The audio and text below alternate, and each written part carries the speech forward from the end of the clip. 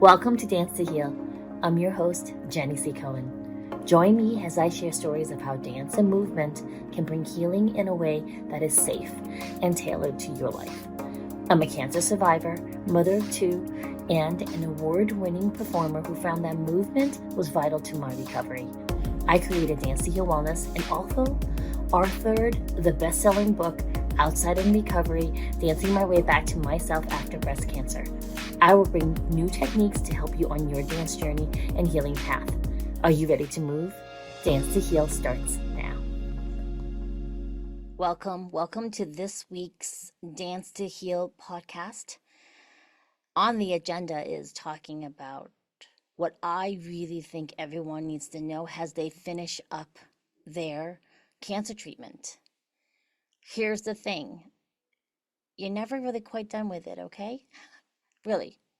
And there are things that I wish I had been told when I was done or nearing the end of my treatment. So to refresh, what did my cancer treatment for my breast cancer entail? I was seen by oncologists located in New Jersey at the time. It was a New Jersey branch of Memorial Sloan. Back in 2014, they had launched a short while ago a protocol where they did chemotherapy first for my type of breast cancer, which was triple positive. And what they also did, my chemotherapy started end of July, 16 cycles. And in October, they began another type of infusion through my port. If you're looking at the YouTube, I'm showing you the scar where my port was. They inserted something under my skin so that they didn't have to start an IV line in my arms, because none of those spots were allowing the setup of an IV after session 3, I think. So they did the port, and through there they started these infusions. They called them infusions. It was really interesting because even when they did the infusions after the chemo was done, that went on for a year. I started those October and they finished October of 2015. Every 3 weeks I had these infusions for my type of cancer. They said it wasn't chemo. However, the nurses still gowned up exactly the same way. All right? They still gowned up the same way as when they gave me my chemo. And you're like, what do you mean? What did they do? If they were just setting up a regular liquid IV where they were putting in the anti-nausea medication, they just wore their regular nursing clothes. When they were starting the chemotherapy, before they went to pick up the medication from the pharmacy place or it was dropped off, they would come towards me with already an additional few gowns on and a face mask, and they would, I think at the time, they would triple glove their hands in case they punctured themselves by accident. And they did the same type of gowning up procedure when they did the infusions. Either way, that was my treatment. And when that was all done, I was already medically induced menopause. So my period did not come the entire time for that treatment. And when you go into menopause, that means that your body is not going through the regular cycles.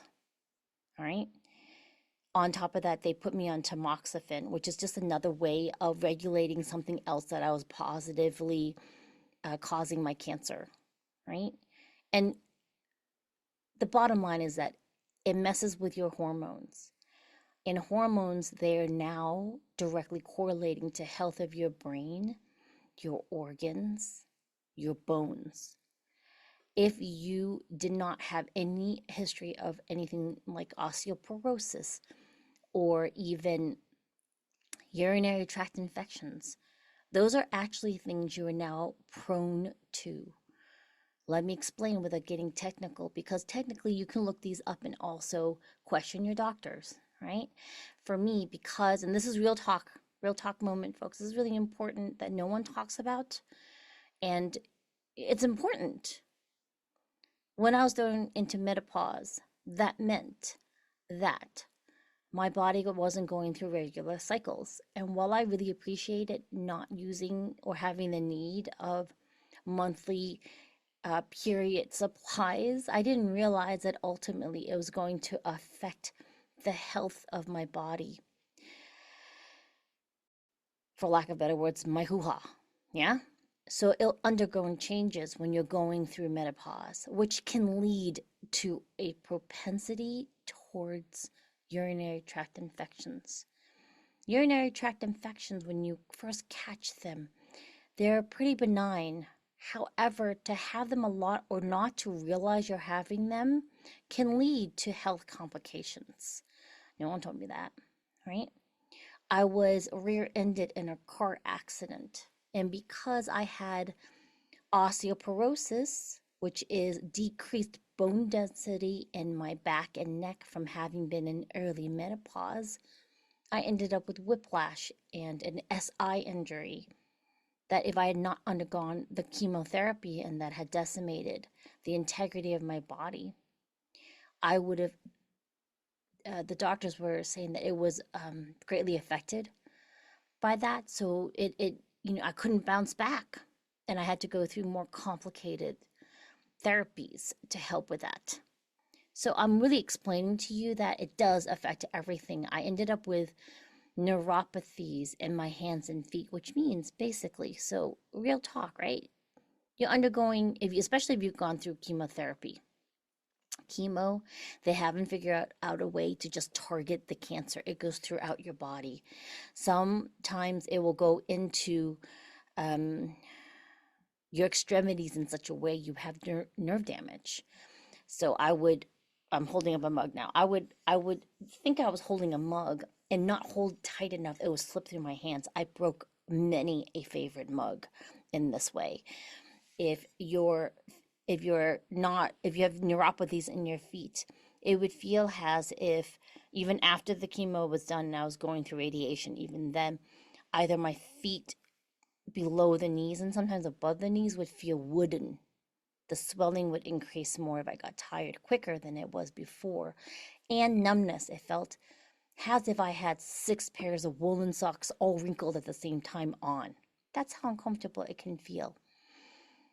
What does that mean? When you're walking down the street, if you don't have integrity or awareness of your legs, you're more prone to slipping and falling. There were often times I went to this amazing dance teacher event and I wasn't paying attention and I stepped on a shoelace that had come undone and I fell really badly because I couldn't catch my balance quick enough. That's another thing that I have noticed too, even now. Now I will say that my oncologists were saying this damage is irreparable. And I would still say, no, I feel it coming back. And in real truth, some of it does become a compensatory way of dealing with the decreased sensation. And some of it does come back, I think. At least I've convinced myself of that, right? Another thing you want to be aware of, I'm going to come in close so you hear me. You've got to build and rest. You have to build and rest. You have to. Your body is recovering and intuitively healing itself. It is trying to replenish all the drained surpluses that you had to use in your fight against the cancer during your treatment. Right? Your body is reeling from it. Are you resting? If anyone tells you you can't rest, I give you permission right now to tell them to go take a hike. Real talk. How you see me now, I'm going to take my hair down with all this hair, right? This is because I've been taking care of myself and building up my energy levels so that my hair can look like this. My skin can look like this. There's a filter on right now on my Zoom. However, and I have some light makeup on, right? I had to focus though on my health and replenishment.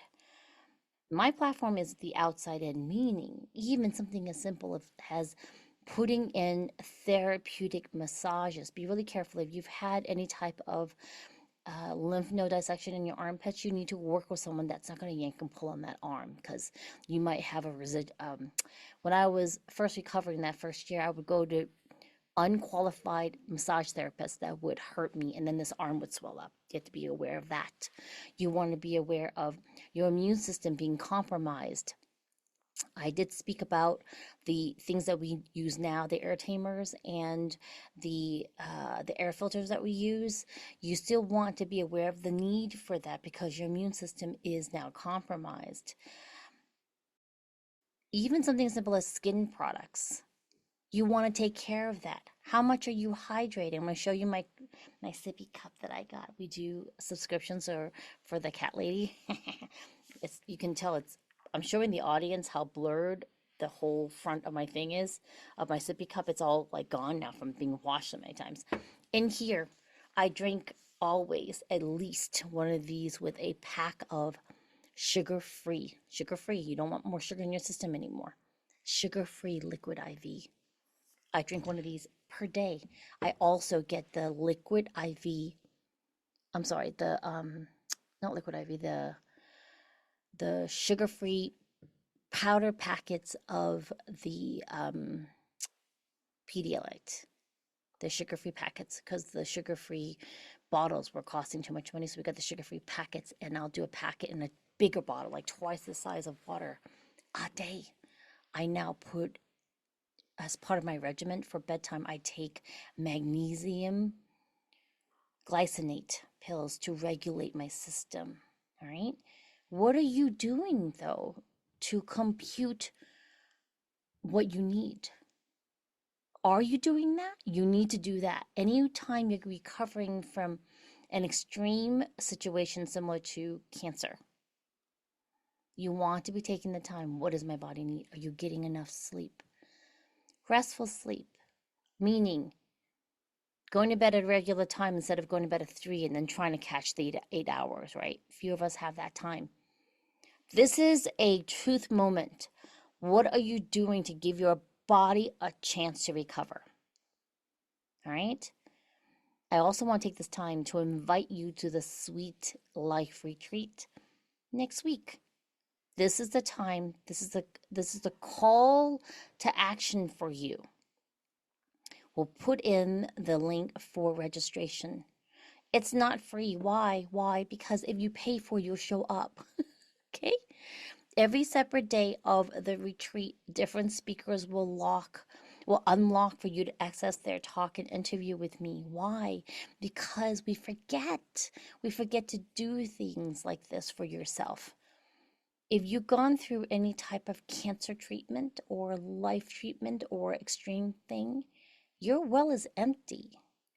Not only is your well empty, your essence is empty. There's cracks at the bottom of that well.